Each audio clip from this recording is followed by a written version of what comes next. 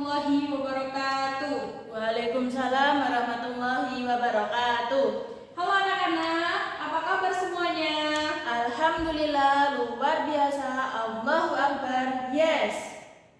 Oke, tetap semangat ya belajarnya. Sudah sarapan? Belum.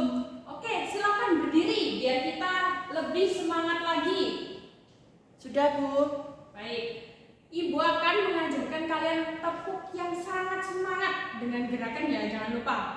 Ya, Bu. Saya contohkan dulu. Buka tutup, bertepuk tangan. Buka tutup, tepuk tangan lagi. Digulung-gulung, lalu tersenyum hihi. Digulung-gulung, lalu tertawa haha. Oke, bisa ya? Bisa. Oke, kita coba. 1, 2, 3. Buka tutup, bertepuk tangan. Buka tutup, tepuk tangan lagi. Digulung-gulung, lalu tersenyum hihi. Digulung-gulung, lalu tertawa haha. Sekali lagi ya. Ya, Bu. Buka Tutup, bertepuk tangan. Buka tutup, tepuk tangan lagi. Digulung-gulung, lalu tersenyum hihi. Digulung-gulung, lalu tertawa haha. Oke, tepuk tangan semuanya. Oke, sebelum kita mulai pembelajaran hari ini, mari kita awali dengan berdoa terlebih dahulu. Berdoa dimulai. Doa selesai. Apakah ada yang tidak masuk hari ini? Ada Siapa? Nabila. Mau kemana dia? Izin. Nabila saja? Ya. Oke, baik. Nabila.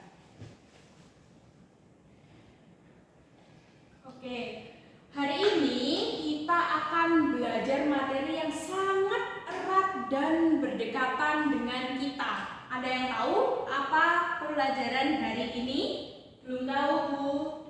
Oke, kenapa belum tahu? Apakah kalian tidak belajar semalam?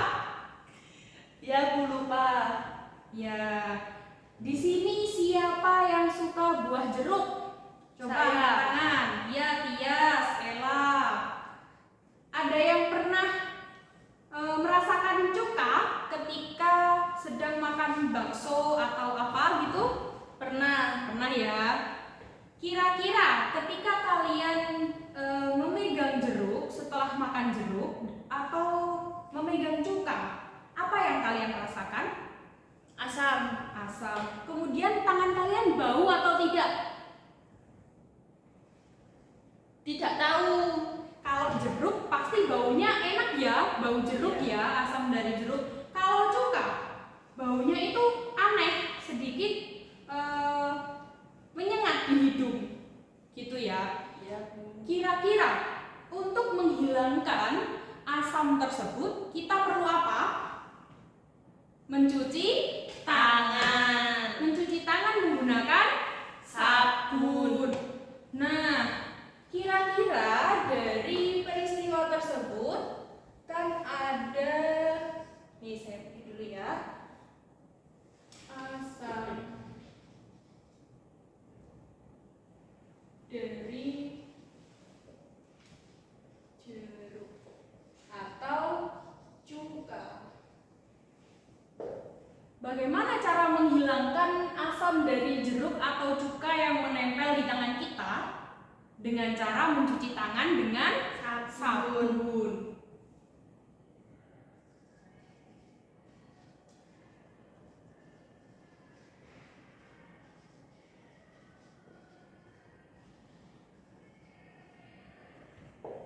Nah, hari ini kita akan mempelajarinya. Kenapa aroma tersebut, aroma asam dari jeruk atau cuka yang menempel di tangan kita bisa hilang ketika kita sudah mencuci tangan dengan sabun. Belajar apa kita hari ini? Asam basa. Asam dan basa, pintar sekali. tujuan pembelajaran hari ini adalah menjelaskan tentang pengertian asam dan basa, kemudian mengidentifikasi sifat-sifat asam dan basa, menjelaskan skala pH, dan juga menjelaskan tentang indikator, serta memberikan contoh di dalam kehidupan sehari-hari. Oke, dari materi asam dan basa, ada yang tahu apa itu asam? Kira-kira apa? Asam. Apakah dia rasanya asam? Iya. Atau seperti apa? Rasanya Ya. asam. Jadi asam merupakan zat terlarut atau larutan yang menghasilkan hidrogen atau hidroksida. Kira-kira hidrogen atau H+. Oke, jadi asam merupakan zat terlarut atau larutan yang menghasilkan ion hidrogen atau H+. Nah, pH-nya berapa? pH dari asam adalah kurang dari 7. Nah, jika kita ukur menggunakan kertas lakmus, kemudian kita cocokkan berapa angkanya, dia kurang dari 7, maka larutan tersebut bersifat asam. Ada yang tahu contohnya? Contohnya adalah air jeruk tadi. Jeruk. Kemudian cuka. Terus asam jawa. Tahu asam jawa? Tahu. Oke. Selanjutnya, asam sudah. Kita masuk ke basa. Apa itu basa? Ada yang tahu? Senyawa kimia yang cenderung menerima ion hidrogen atau H+ yang melepas ion hidroksida atau OH- dalam larutan air. Oke, baik sekali. Kita ringkas ya jawaban dari Mbak Tias. Jadi, basa merupakan larutan yang menghasilkan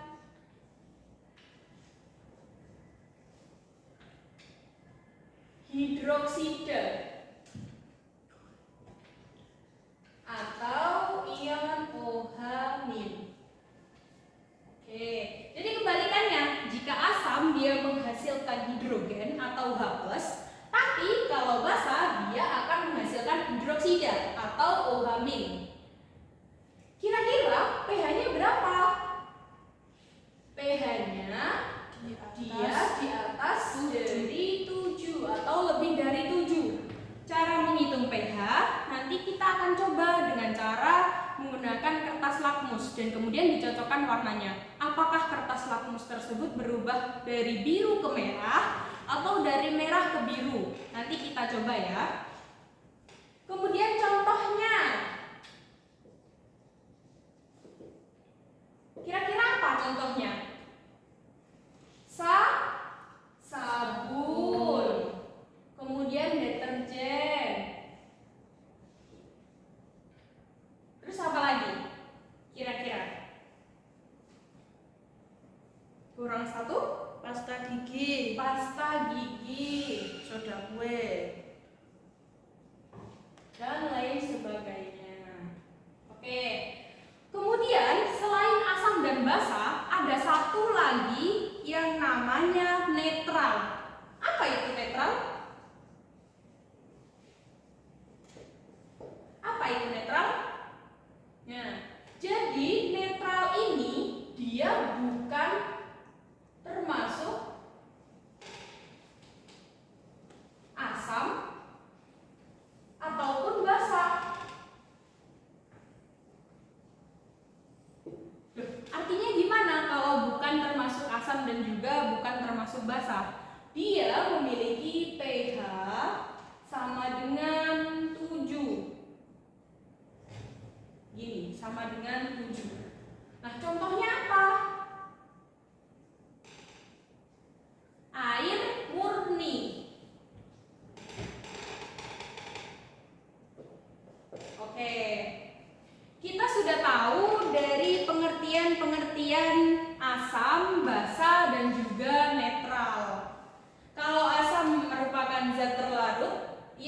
menghasilkan hidrogen, kemudian basa dia menghasilkan hidroksida, sedangkan kalau netral dia bukan termasuk asam dan juga bukan termasuk basa. Sekarang kita identifikasi sifat-sifatnya. Sifat-sifat asam, basa, dan juga netral. Terus dulu.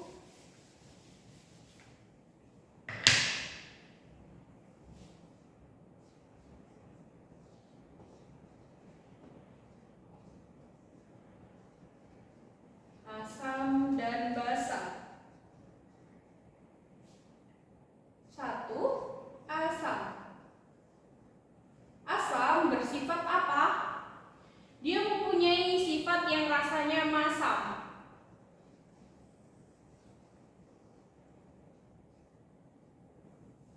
Kemudian dia bisa menyebabkan korosi atau keropos. Jadi ketika misalnya kalian memasukkan paku di dalam air yang bersifat asam atau larutan yang bersifat asam, maka lama-kelamaan paku tersebut juga akan berkarat. Nah, itu yang memenuhi sifat kedua, yaitu menyebabkan korosi. Kemudian selain itu dia juga bisa merubah kertas lakmus dari warna biru menjadi warna merah. Dari warna biru ke merah. Oke. Yang terakhir tadi sudah kita bahas bahwasanya pH-nya kurang dari 7. Kurang dari 7. Oke. Sifat-sifat asam sudah, kita masuk ke sifat-sifat basa. Oke. Biar kalian mudah memahaminya, maka kita ingat-ingat saja bahwasanya asam dan basa ini saling bertolak belakang. Jika asam bersifat rasanya masam, maka di sini basa rasanya pahit. Dan juga dia licin ketika dipegang. Oke. Kemudian B, dia bisa merubah kertas lakmus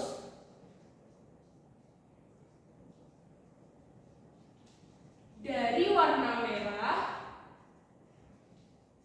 menjadi biru. Kebalikannya dari asam ya.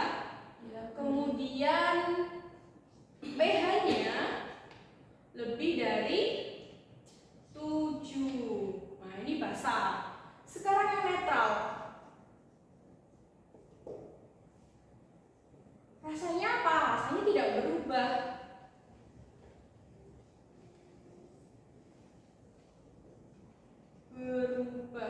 Atau bisa dibilang tidak memiliki rasa. Air minum, Bu. Ya, benar sekali. Airnya air putih loh ya. Ya. Kalau airnya air jeruk ya pasti dia sifatnya asam. Kemudian kertas lakmusnya juga tidak berubah.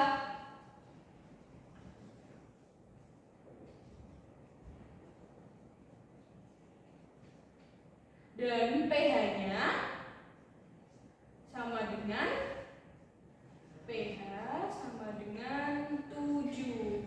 Ini dia netral. Oke, kita sudah masuk dari sifat-sifat, kemudian skalanya juga sudah dari pH. Skala pH itu skala pH dimulai dari 0 sampai 14. Oke, jadi kalau lebih dari 14, ya kira-kira dia sudah pasti basa. Oke, sudah. Sekarang ini saya ada contoh kertas lakmus. hasilnya kalian tulis di selembaran kertas yang saya bagikan. Oke? Iya, Bu. Petunjuknya ada di LKPD yang sudah saya susun.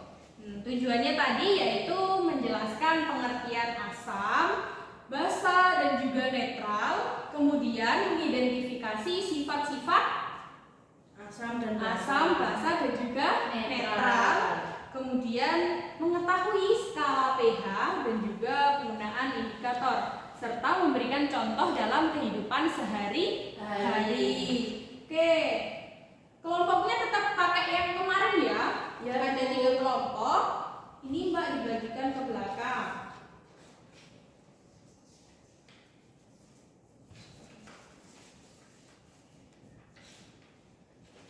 Oke, jangan lupa di sini nanti kalian tuliskan nama dan juga nomor absen. Iya, Bu. Setiap kelompok ya, jadi semuanya ditulis nama lengkap dan juga nomor absen. Setelah itu, lembaran kecil ini untuk apa, Bu? Untuk menempelkan hasil dari praktikum kalian, dari kertas lakmus dan juga pengukuran indikator. Oke ya, sudah paham materi hari ini? Apakah ada yang ditanyakan sebelum kita melanjutkan ke praktikum? Belum ada.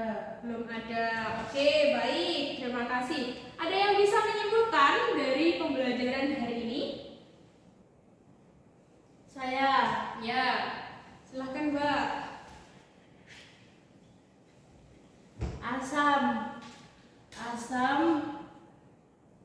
Asam dia mempunyai rasa yang Rasa yang asam, terus menyebabkan korosi. Terus kertas lakmus itu dari warna biru ke merah, pH-nya itu kurang dari 7. Nah, kalau basa itu rasanya pahit dan licin. Terus kertas lakmus itu dari merah ke biru, pH-nya lebih dari 7. Kalau netral itu rasanya tidak berubah atau tidak memiliki rasa.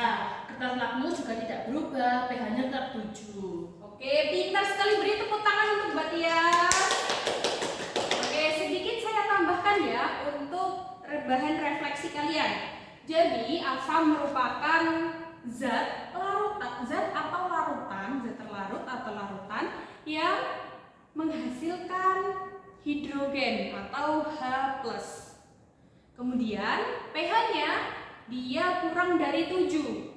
Contohnya yaitu air jeruk, cuka, dan lain sebagainya. Kemudian untuk basa, dia merupakan zat terlarut atau larutan yang menghasilkan hidroksida atau OH-. pH-nya berkisar lebih dari 7. Dan jadi kebalikan antara asam dan juga basa. Contohnya apa? Sabun, kemudian deterjen, pasta gigi, dan lain sebagainya. Kemudian kalau netral, dia bagaimana? Dia tidak berubah atau tidak memiliki rasa. Nah, terjadinya dari peristiwa asam dari jeruk atau cuka yang menempel pada tangan, kemudian kita mencuci tangan dengan sabun. Artinya, dia terjadi reaksi netralisasi.